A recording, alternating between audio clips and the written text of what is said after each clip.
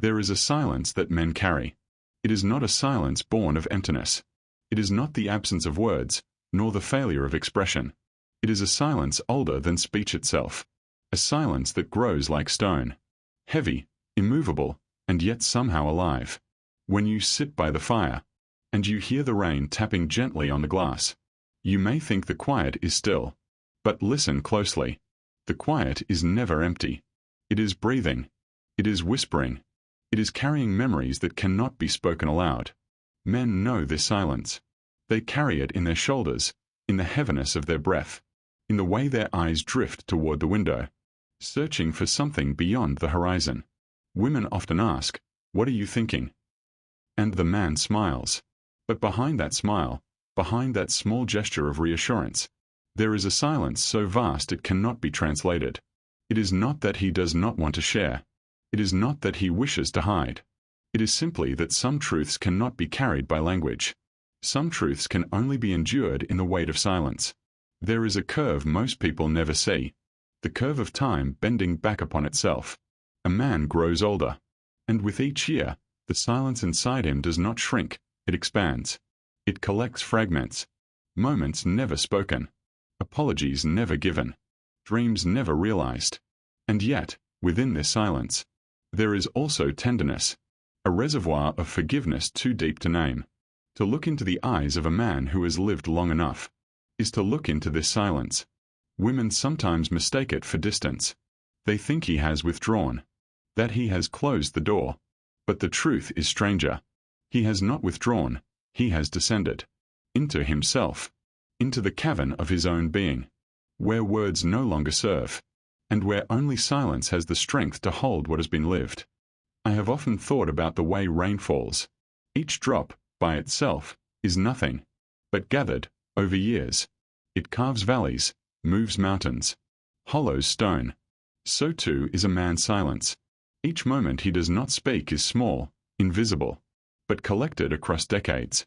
His silence reshapes him. It sculpts his face, his posture, even the way he loves. This is the silence women rarely understand, because women's silence is different. It is filled with waiting, with listening, with the anticipation of connection. But men's silence is not waiting. It is carrying. It is bearing. It is the weight of solitude, not as punishment, but as destiny. When you sit across from a man, and he does not speak, do not believe he has nothing to say. His silence is not emptiness. It is a cathedral. Every stone is placed with memory. Every echo inside its walls belongs to something once felt, once lived, once endured. And this is the tragedy. Language cannot touch it. So he smiles. He shrugs. He changes the subject. And you believe he has withheld. But what he has really done is protect you from the storm of unsayable things. There is a moment in every life when silence ceases to be a choice, when it becomes a companion. For men, that moment arrives quietly. One day he laughs loudly, and the next day he learns to laugh softly. One day he argues with fire, and the next he lets the argument pass, not because he no longer cares, but because silence now carries him further than words ever could. And so he walks with it. The silence becomes his shadow. It does not betray him. It does not demand. It simply is. Women often imagine that if they could only break the silence, they would finally reach him. But to break the silence of a man is not to reach him. It is to lose him. For the silence is not a wall. It is his truth. It is his soul speaking in the only language it knows. Perhaps this is why so many misunderstandings arise. Women seek sound. Men seek stillness. Women seek words to hold them. Men seek silence to hold themselves. And so the rain continues. And the fire continues. And the silence remains. Not as an absence, but as the very fabric of what it means to endure, to age, to forgive, to live. There is a silence that grows heavier with age. It does not arrive suddenly. It builds, like rings in a tree, like layers of dust that no one notices until the whole house feels older. A boy's silence is light. It is filled with daydreams, with secret hopes, with the words he does not yet know how to shape. but a man's silence. A man's silence is led with time, with betrayals forgiven but never erased, with friendships lost to distance, with the absence of a father, the absence of a brother, the absence of a self he once thought permanent. It is a silence full of absences. And yet, somehow, it is also full of presence, because everything that cannot be held in words finds its place in that silence. Sit by the fire long enough, and you begin to notice the small creaks in the wood. The house itself speaks in whispers. So too does the body of a man as he grows older. His silence is no longer only in his thoughts. It is in his bones, in the way his hands hesitate before reaching out, in the way his back carries not only the weight of labor, but the weight of time. A woman may ask him, softly, "Why don't you speak?" But to speak would be to fracture the truth. For truth, in its deepest form, is not spoken. It is endured. It is lived in silence. There is a curve most people never see, the curve of forgiveness bending toward nothingness. For men, forgiveness often takes the form of silence, not because they are unwilling to confront, but because confrontation itself begins to lose meaning. The man who forgives through silence is not weak. He is not passive. He is simply aware that no word can undo what has been done. No sound can restore what has been broken. And so he forgives in the only way left, by holding it quietly within himself. Women sometimes confuse this with indifference. But indifference is shallow. Silence is deep. Indifference forgets. Silence remembers. Forever. Loneliness is not what most imagine. It is not always the lack of company. It is often the presence of silence that no one else can understand. A man can sit surrounded by voices and still be alone, because the silence within him has grown too vast for anyone else to enter. This is the solitude women rarely comprehend. Not the solitude of being unloved, but the solitude of carrying too much love, too much grief, too much unspoken memory, to ever translate it into words. A man does not resist sharing. He resists betraying the silence, because to reduce it to words would be to wound it, would be to make it smaller than it is. And so he holds it, with dignity, with quiet endurance, with a kind of reverence. Rain on glass, flames shifting in the hearth. The world offers its own metaphors. The rain does not explain why it falls. The fire does not explain why it burns. They simply are. And so is a man's silence. It is not meant to be solved. It is not meant to be penetrated. It is meant to be witnessed, respected, allowed. And perhaps this is the deepest misunderstanding, that silence must be broken to be understood. In truth, silence is the understanding. It is the final form of expression. There is a memory every man carries. The first time he realized words would never be enough. It may have been at the grave of a parent. It may have been at the departure of a lover. It may have been at the birth of a child, when all was too large for language.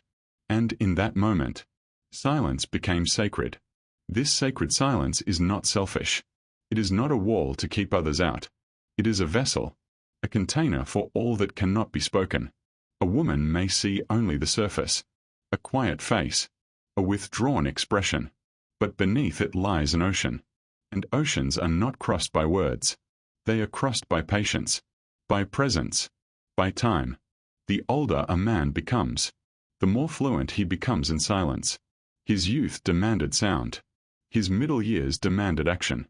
But age teaches him that silence itself is the truest companion. And yet, paradoxically, this silence is also the place where his tenderness hides, not in speeches, not in declarations, but in the stillness with which he listens, the gentleness with which he touches, the quiet presence he offers without asking for anything in return. To sit with a man in his silence is to sit at the threshold of eternity. It is to hear not only what he does not say, but also what he has carried through storms and years. It is to witness the weight of his existence, without demanding that he translate it into sound. The silence women never understand in men is not emptiness. It is fullness. It is not absence. It is presence. And it is not rejection. It is devotion to the truth that language cannot hold. There is a silence that does not grow heavier, but lighter. It comes not at the beginning of a man's life, nor in the urgency of his middle years, but in the twilight, when his hair thins, when his steps slow, when the world no longer demands his constant striving. This silence is not burden. It is release. It is the quiet recognition that the storms he carried within him no longer need to be fought. They simply pass, like weather across a distant mountain. There is a curve most people never see, the curve of the soul returning to itself. It bends gently, almost invisibly, as if one were watching a river find its way back to the sea. For men, this return is silence. Not the silence of withholding, not the silence of hiding, but the silence of arrival. At last, he comes home to himself. And in that homecoming, words lose their power. There is no need to explain, no need to justify, no need to be understood. The silence is enough. Women often fear this silence. They think it means distance, that he has closed himself off. But in truth, this silence is intimacy of the highest form. It is the intimacy of presence without demand. It is the closeness of being, without the endless hunger for explanation. A man's final silence is not rejection of the world. It is union with it. It is the recognition that everything he has sought outside, love, forgiveness, meaning, was always present inside the stillness. Sit by the fire. Listen to the rain. This is the world speaking in its oldest language, not through words, but through rhythm, through presence, through the unbroken sound of silence. So too does a man, in his later years, speak without sound. His silence is no longer heavy with memory. It is light with acceptance. The weight of his past is still there, but it no longer presses down. It floats, like leaves carried gently on the current of a river. Forgiveness lives in this silence. Not forgiveness granted to another, but forgiveness offered to oneself. For all the failures, all the lost years, all the choices that cannot be undone. In silence, a man learns that he cannot erase, he cannot rewrite, but he can accept, he can release. And in that release, he becomes free. Loneliness also transforms in this stage. What once felt like exile now feels like return. To sit alone is no longer to be abandoned. It is to be accompanied by one's own soul, by the quiet presence that was always waiting. This is the silence women rarely understand, because it is not loneliness in the way they feel it. It is not emptiness longing to be filled. It is fullness that has ceased to beg for more. The man who has found peace in silence does not smile to conceal, nor to pretend. He smiles because the silence itself has become beautiful. The storms have spoken, the shadows have rested, and all that remains is stillness. When he sits with another, a woman, a friend, a stranger, his silence is not a wall. It is a gift. It is the purest presence he can offer, a presence that does not demand, does not explain, does not break itself into fragments of speech. There is a curve most people never see, the curve of a man vanishing into the horizon, not as disappearance, but as return, back into the great silence, from which he came. For life begins in silence, in the womb, in the unspoken mystery of becoming, and life ends in silence, the breath fading, the heart slowing, the world returning to stillness. And in between, all along, silence was there, not as an enemy, not as a void, but as the truest companion. The rain falls, the fire breathes, the night deepens, and the silence remains. This silence, the silence women never understand in men, is not to be feared. It is to be honored. It is the shape of the soul, the sound of time, the song of what can never be spoken, yet is always known.